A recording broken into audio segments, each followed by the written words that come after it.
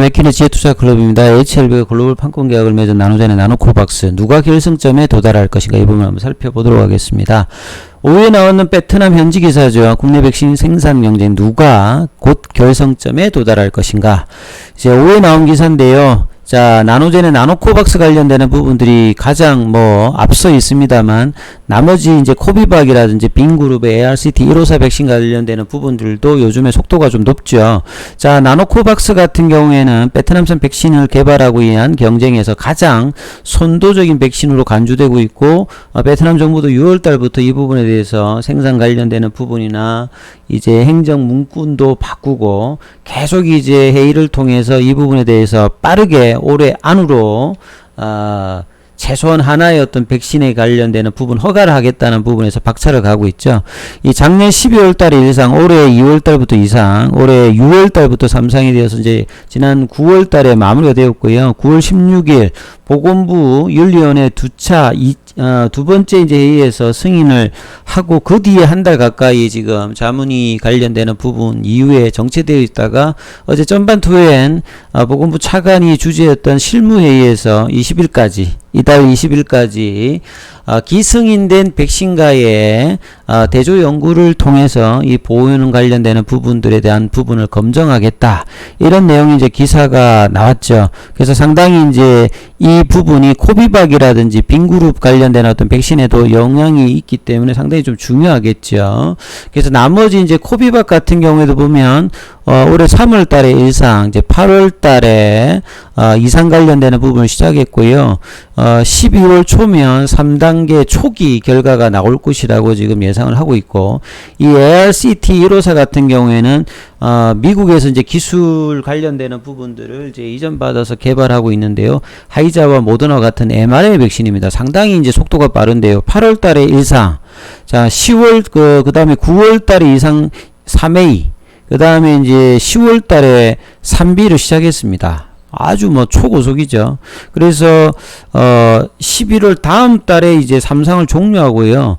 연말 정도에 이 결과가 나올 수 있으니까 이 나노젠의 나노코박스 관련되는 부분들이 상당히 좀 빠르게 이 부분을 좀 해야 되는 어떤 상황입니다.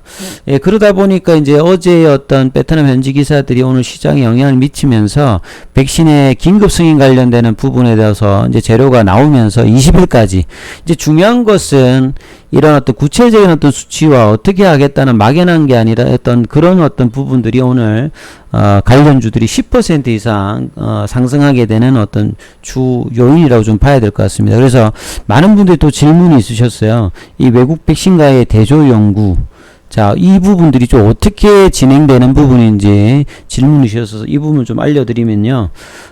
이제 이전에 나왔던 이제 기사들을 좀 정리해보면 이렇습니다. 이 WHO 같은 경우에는 백신 가이드라인을 보시게 되면 이게 2017년도 자료인데요. ICP라는 게 있습니다. Immunological Quality of Protection이라고 해가지고 보호 효능에 관련되는 것으로 관계된 걸로 간주되는 이 면역 관련된 어떤 지표들을 설정해서 이 보호 효능을 판단해서 허가를 내줄 수 있는 이제 가이드라인이 있어요. 이게 이제 입증이 오래된 백신 같은 경우에는 면역 원성 형성률만 보고 허가를 내줄 수 있다는 거죠. 그러면 최근에 논란이 되고 있는 직접적인 보호 효능의 어떤 데이터를 내라는 부분들을 우회할 수 있는 일종의 패스트 트랙의 어떤 근거가 이제 이 부분인데, 코로나19 같은 경우에는 이제 오래된 어떤 부분은 아닙니다만 지금 이제 사안이 좀 시급하고, 그래서 이 부분에 대한 어떤 이야기들을 할 수 있는 어떤 부분이라고 조금 생각할 수 있는데요. 그래서 올 초부터 사실상 이제 백신 임상 같은 경우에는 안전성과 유효성을 같이 확보해야 되기 때문에 1, 2상은 안전성 검증이고 3상 같은 경우에는 약의 입증을 하는 게 주목적입니다. 이게 보호 효과가 이제 이 부분인데, 그래서 대규모로 들어가야 되고 절반은 개발 중인 약, 나머지는 이제 유약을 투여하다 보니까, 그래서 여기서 감염자가 어떻게 나느냐 이걸 강화해서 보호 효능 이런 부분을 따지잖아요. 그래서 화이자라든지 아스트라제네카 다 이런 과정을 했는데, 이러다 보니까 누군가는 위약을 맞으니까 이게 윤리적으로 좀 문제가 있는 거죠. 그리고 이제 백신을 최근에 이제 접종률이 올라가다 보니까 대규모 이제 임상 그 환자를 모집하는 것들이 이제 후발주자라든지 지금 개발하고 있는 백신 개발사들 같은 경우 상당히 좀 힘든 부분이 있겠죠. 그래서 이런 부분에 대해서 전통적인 3상 임상 위약 대상으로 하는 위약 비교 임상이 아니라 비교 임상을 돌파구로 보고 있어서, 이 말은 뭐냐면 이미 판매 중인 백신과 보호 효능을 관계되는 것으로 산정되는 면역 원성의 어떤 지표들을 한 세 가지 정도 비교해서 효능이 떨어지지 않는다면 승인해주자, 요런 어떤 방법들에 대한 이야기들을 이제 나왔는데요. 그러면 개발 과정에 있는 부분에 대해서 보호 효능을 평가할 수 있는 어떤 다른 차원의 방법이라는 거죠. 이걸 이제 면역 대리 지표라고 한다고 했죠. 그래서 이제 이게 국제적으로 뭔가 이제 표준이 나와야 되는데 아직 이 부분이 이 코로나19 같은 경우는 없거든요. 그래서 최근에 어떤 기사를 보더라도, 그래서 이 부분은 뭐 영국이나 미국이 발언이 세니까 이게 적극적으로 좀 나서야 되는데, 사실 영국이나 유럽이나 이런 쪽은 지금 백신을 개발사기 때문에 기존에 이제 개발하는 백신 입장에서 보면 면역 대리 지표가 그렇게 이렇게 달갑지 않은 부분이겠죠. 예, 이런 어떤 부분들이 있는데 계속 이제 요구가 국내에도 그렇고 해외에서도 계속 나오고 있는 상태라고 봐야 되겠습니다. 그래서 면역 대리 지표를 이용하면 효과가 입증된 기존 백신과의 비교를 통해서 신규 백신의 보호 효능을 평가할 수 있는 방법이다 이 말이죠. 그러면 이제 인력도 많이 안 들죠. 그 다음에 비용도 지금 이제 획기적으로 줄일 수 있는 패스트 트랙 방법이니까 이 방법에 대해서 이제 우리나라도 이제 WHO와 공조해서 이 부분에서 이제 투트랙으로 가겠다라고 이야기를 했습니다. 그래서 기존에 이제 뭐 지금 뭐 셀리드라든지 진원생명과학이라든지 SK바이오사이언스도 뭐 이런 형태로 지금 진행을 하고 있죠. 제넥시는 좀 기존의 어떤 방법으로 진행을 하고 있다고 봐야 될 것 같고요. 그래서 이제 그 국내에서도 이제 이미 나온 백신과 비교 임상으로 평가를 받는다. 뭐 이런 내용이 있죠. 그래서 평가되는 여러 가지 지표 중에서 가장 중요한 게 중화항체가입니다. 그러니까 그 면역 원성에서 중요한 부분은 이 항체가가 어떻게 되느냐가 좀 중요하고요. 결합 항체가, 그 다음에 이제 세포 면역에서 T세포 지표, 요런 걸 통해 가지고 그 일정 수준에 도달하면 바이러스 방해를 충분하다고 인정해주는 방법이에요. 면역 대리 지표 같은 경우에는. 그래서 이게 이제 어떻게 될 것인가, 이거를 통해서 이제 나노코박스와 기승인된 백신과의 어떤 대조 연구를 통해서 요렇게 해서 보호 효능을 입증하는 어떤 방법이 될 거로 보여집니다. 그래서 기존에 지금 이제 허가되어 있는 그 부분에 그 혈중 항체량과요 예방 효과를 비교하는 어떤 편인데요. 보시게 되면 mRNA 백신 관련되는 부분들이 그 모더나라든지 하이자 이런 게 이제 뭐 보호 효능 예방 효과가 높고 이 혈중 항체량도 많죠. 예.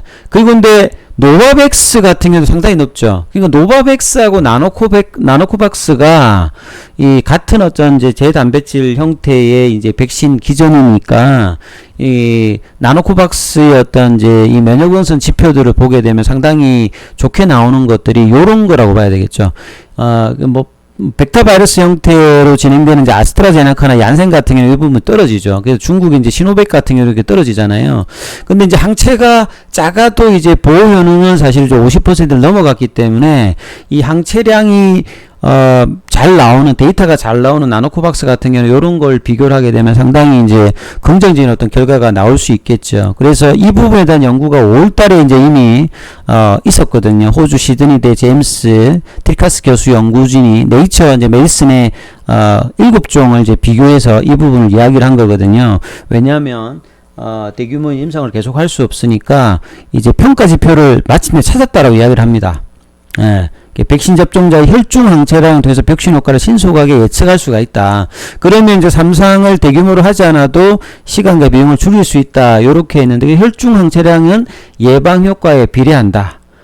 딱 정확하게 하진 않습니다만 이 중화항체 관련되는 부분들은 상당히 조금 유사하고요. 그 중화항체량이 예방 효과와 비교하다. 그래서 과학자들이 코로나 예방 효과를 면역 반응 형태로 보여주는 면역 대리 지표를 적해서 엄청나게 시도를 했는데 이게 가장 뛰어난 효과라고 이제 이야기를 이제 그 당시 했어요. 그래서 완치자의 이제 항체 중에서 항체가 조금만 좀 있어도 예방 효과가 도와준다. 혈중 항체 3%에 불과한 항체를 유도해도 중증 환자 같은 경우는 50% 예방을 할 정도로 이 부분들이 영향이 있다라고 봐야 되겠죠. 그래서 이 부분이 가장 우수한 이제 부분이 mRNA 백신이고요. 그 다음에 이제 노바백스 관련되는 부분들도 상당히 높다라고 지금 평가를 받고 있다라고 봐야 됩니다. 그래서 이제 또 다른 어떤 내용들을 보게 되면 백신을 접종하고 난 다음에 항체 검사로 이제 백신의 효과를 평가하는데 항체가 기존보다 4배 증가하면 이제 보통 이제 항체가 생겼다고 하거든요. 그래서 이 부분에 대한 어떤 데이터도 나노코박스 같은 경우는 상당히 좀 좋게 나오고요. 그 다음에 이제 항체가 생긴다고 반드시 이제 그 방어력이 있다라고 볼 수 있는 건 아니에요. 근데 방어력이 실제로 생기려면 중화항체가 어떻게 형성됩니까? 또 중요하지 않습니까? 그래서 중화항체 관련되는 부분에서 표준화된 이 검사를 통해서 방어력 있는 걸 확인해야 되는데 그 6월 달에 이제 나왔을 때는 중화항체 관련되는 면역 대리 지표 이 ISP가 확립되어 있지 않았는데 자, 어느 정도 이제 형성되면 병어력이 있다고 결정되는 ICP가 만들어져야 되는데 이게 아직 확립되지 있지 않아서 이 부분에 대한 어떤 결정들을 좀 해달라는 요구들이 계속 있었다는 거죠. 이제 결국 정리해 보면 그동안에 이제 면역 원성을 통해서 보호 효능을 좀 입증했다라고 끊임없이 이제 나노젠이 이야기했던 말은 이런 이야기라고 보면 됩니다. 그래서 직접적인 데이터에 관련되는 부분은 없었습니다만 이제 WHO의 어떤 가이드라인에도 이런 부분이 이전부터 있었기 때문에 충분히 면역 원성 어떤 데이터의 부분들을 본다고 하면 보호 효능이 관련되는 부분들에 대한 이야기를 했다는 게 요렇게 논리적으로 좀 연결된다고 봐야 되겠죠. 자, 그러면 차트를 통해서 살펴보시면 그래서 향후에 이제 이 부분들은 새로 뭐 임상을 하는 게 아니라 그 승인되어 있는 백신의 어떤 그 면역 대리 지표에 쓸 수 있는 뭐 중화항체가라든지 여러 가지 뭐 T세포 관련되는 부분 이 부분하고 나노코박스의 면역 원성 관련된 지표를 비교해서 이걸 이제 참조를 해서 이제 보호 효능 관련되는 부분 가이드라인에 만족하면 되는 거니까 상당히 뭐 이제 가능성이 높아져 있다라고 봐야 되겠죠. 요렇게 이해를 하시면 될 것 같고 오늘 차트를 보시게 되면 제가 어제 이제 추세 가격을 차트상으로는 깨졌기 때문에 이후에 이제 박스 라인이 이제 5만원이고 밑단이 이제 요렇게 되는 박스 라인이 형성된다. 그리고 상당히 이제 이 부분에서 빠르게 그 윗단을 넘어가야 되는 것이 지금 중요하다라고 했는데 하자말자 어제 어떤 기사로 지금 다시 이제 이 5만원대 라인 이제 시간에도 보면 이제 한 600 정도 올랐죠. 그리고 외국인들 기관들 개인들은 이제 어제 오늘 뭐 좀 매도를 좀 하는 건데 공매도 관련되는 비중들은 이제 한 3.27 정도. 그래서 재료를 바탕으로 이제 10% 반등이 나와서 다시 이제 5만원대 라인에 있습니다. 그래서 이게 추세 라인이 상당히 중요한데요. 재료가 나왔고 이제 기대감이 있으니까 최소한 이제 5만원권에서 좀 버티면서 이 결과들을 일주일 이내에 어떤 이야기가 나올까 이분의 어떤 기대감이 이제 살아있는 형태지 않습니까?